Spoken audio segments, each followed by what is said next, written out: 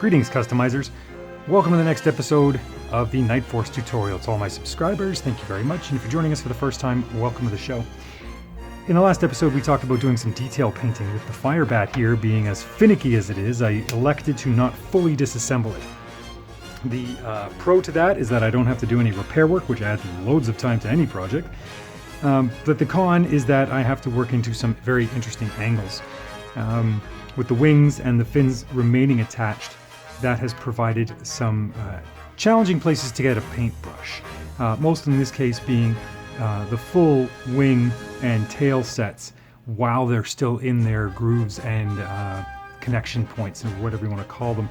And so far it's working out quite well. The name of the game with detail painting is getting paint where you need it, then waiting for it to dry and checking where you didn't see the last time. So that will be an ongoing process until the finishing stages of the custom.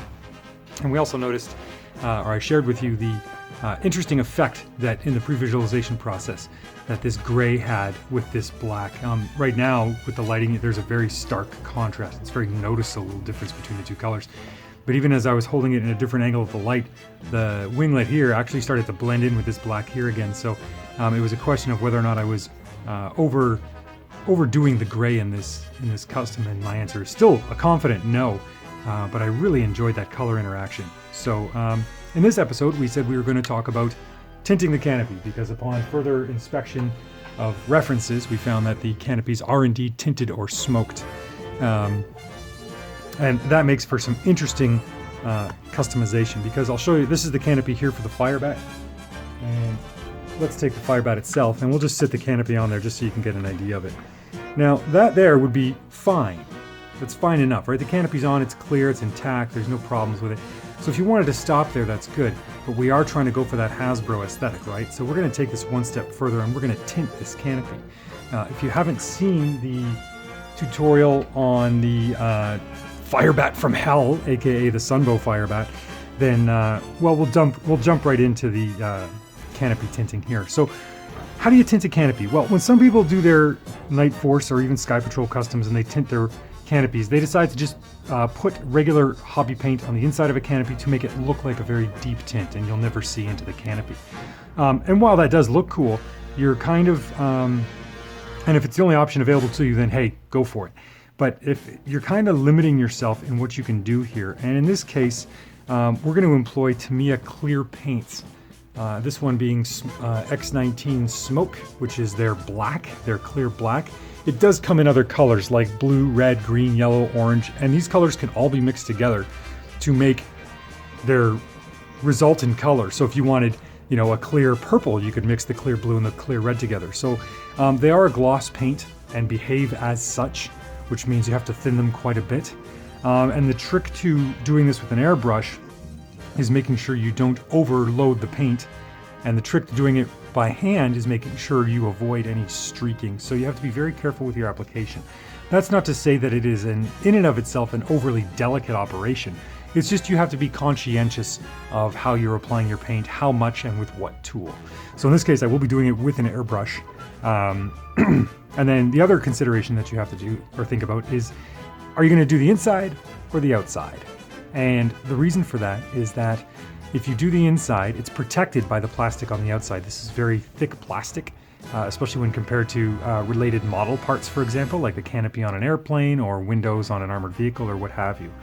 And it is a toy, so depending on what you're going to do with this afterwards, you do run a potential risk of damaging the finish of that. And unfortunately, with clear paint, it's not like you can necessarily sand it down and then just respray it in, from my experience anyway, you know, people's experiences may vary, but there is a risk of damage that's difficult to repair, so you may have to start from scratch.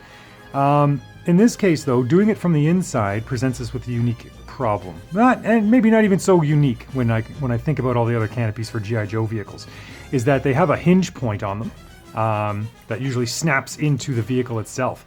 And you can't just have it butt up against the canopy plastic. It needs to be supported. So that's what these two spars are here. It's support to support the weight of the canopy, right? And give it strength. So if we did the inside, the problem is that you would still have these looking very odd visually on the outside.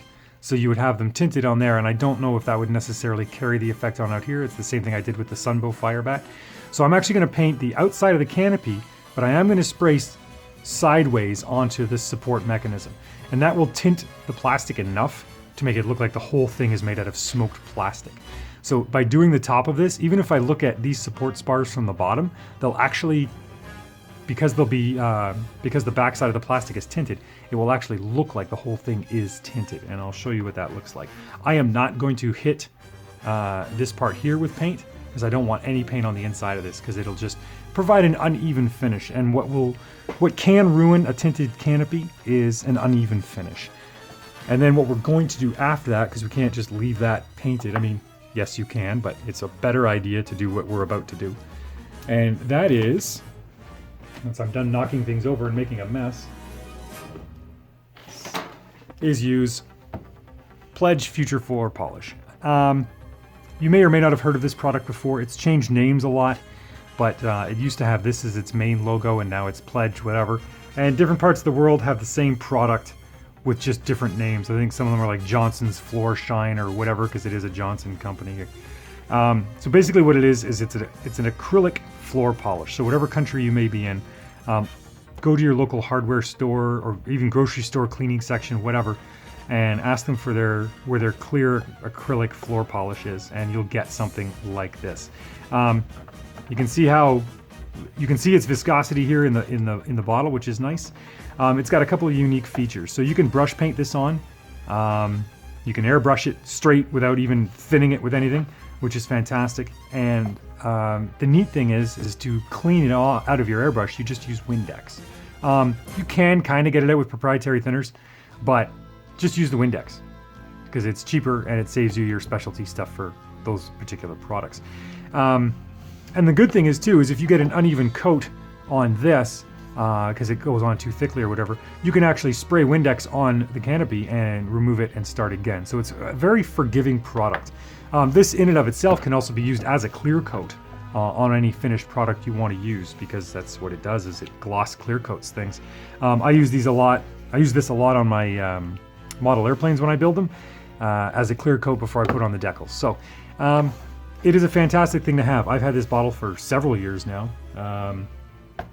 And it's not an expensive product to use, and it has multiple uses. Not to mention, it makes your floors bright and shiny. So that's what we're going to do. And in order to thin, going back to the paint here, I will be using Tamiya's proprietary acrylic thinner for the smoke.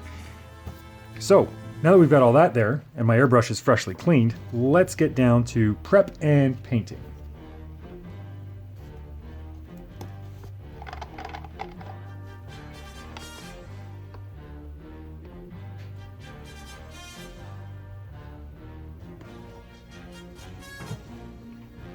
And you want to thin this about as much as you do other acrylic paints. I'm using my world famous eyeball technique. But a good thing for glosses is usually around 50-50.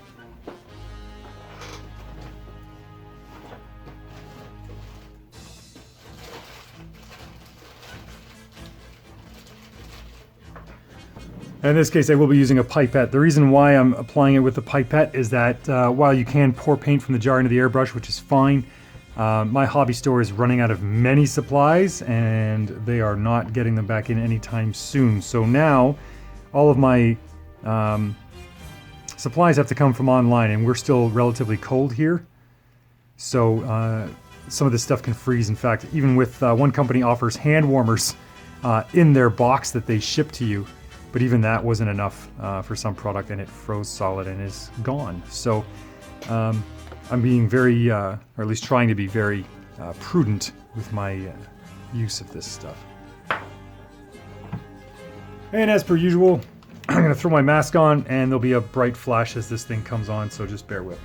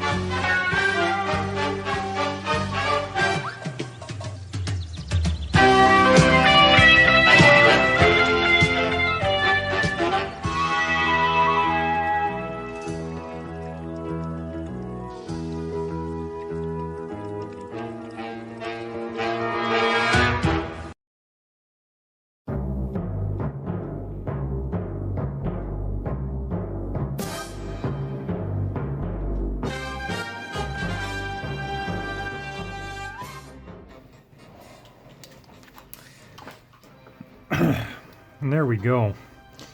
So I'm just going to move that out of the way. We're going to bring this in here. So this is step one. As you saw with my airbrush movement there, the key is to getting nice, consistent coverage.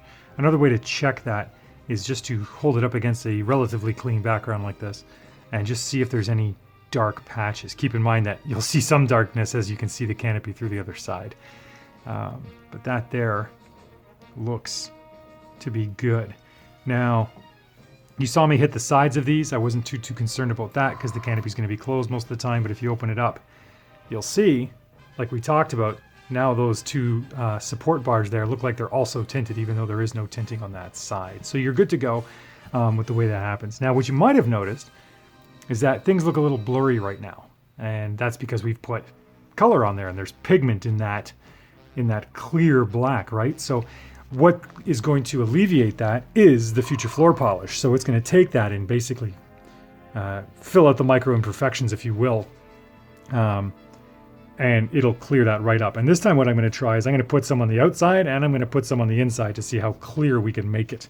Because keeping in mind that if you put it just on the outside, well, the fogginess that's caused by this clear coat, or this clear paint, excuse me, is also coming through the other side. So I'm thinking that if you clear coat both sides, you should be good to go. There's a little gremlin that made its way in there.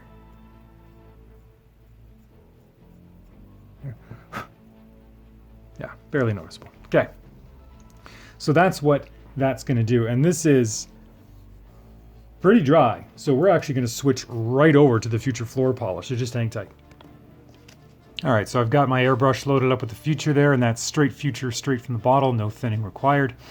And I'm going to apply this the same technique I would with any clear coat, ensuring that I don't get pooling, because this stuff comes out in rather heavy volume. So I'm going to apply it, and what you can do is, if you're going to use this stuff, make sure you have a piece of paper towel down, and if it starts to pool or run, just touch that closest surface to the paper towel and it'll wick it off, okay? So when you let this stuff dry, you always want to let it dry on a paper towel. And if you're concerned about dust, then put something over it, like a piece of Tupperware or something like that, to protect from dust sticking to it, because it's about to become a dust magnet. So here we go.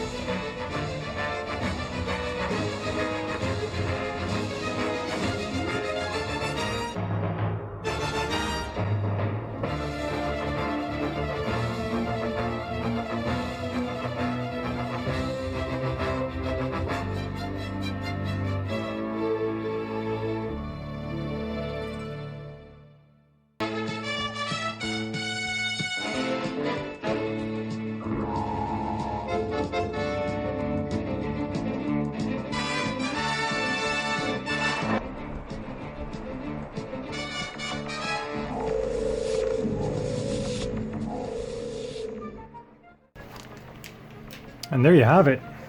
Let's bring that back over. And there's your clear coated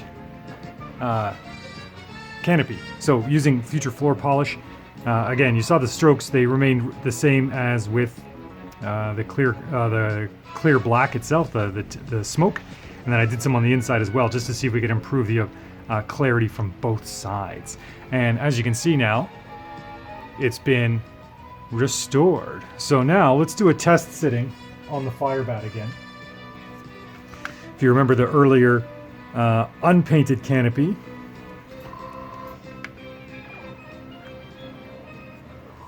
with now the tinted canopy. And I think that makes a world of difference. So I think we're on the right track here. Very simple technique to do. It uses a couple more household products, but certainly worth the effort. And what that does is it pushes our custom further into the Nightforce world. So now I'm going to put that under some Tupperware and let it fully dry. It's acrylic, so it doesn't take long, about 30 minutes. I like to leave it for longer because once I handle it, I don't want to put any fingerprints in here. And like I said, you can spray Windex on this and remove the clear coat. It might actually help remove some of the tinting as well if you make a mistake. And then go from there. So it's a very forgiving product, and you can see I didn't let it pool up anywhere, and it's quite nice. But if you brush this stuff, if you're doing this by hand, and you brush it on, it can get bubbles in it, so just run your brush through those to get rid of those bubbles nice and slow. And if you could also dip it, if you put it into a bigger container, and then you definitely want to wick off the excess, sit it on a paper towel, and let it dry. So now that we've seen that again, let's get on with painting some ordnance, okay? Because that's going to be the orange part.